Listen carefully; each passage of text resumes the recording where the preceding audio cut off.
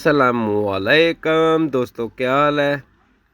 उम्मीद करता हूँ आप लोग सब खैरियत से होंगे।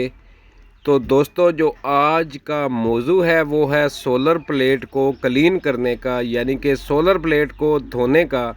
तो अक्सर लोग सवाल करते हैं कि गुलाम भाई, सोलर प्लेट को किस वक्त धोना चाहिए। तो मेरा आप लोगों से यही जवाब है कि भाई, अगर आपने सोलर पैनल को क्लीन करना है, क्योंकि गर्दों को बाहर उड़ता रहता है, सोलर प्लेट के ऊपर मिट्टी आ जाती है, जिस वजह से वो अपनी तवानाई पूरी नहीं देती, एफिशिएंसी पूरी नहीं देती, करंट पूरा नहीं देती। तो इसलिए सोलर पैनल को क्लीन करना चाहिए। जो क्लीन करने का सोलर पैनल को वक्त है वो है सुबह का।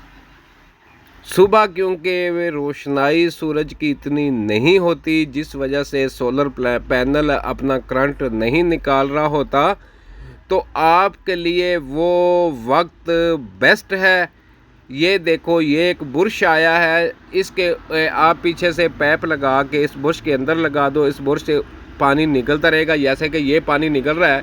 इससे सोलर प्लेट क्लीन करना बहुत ही आसान है।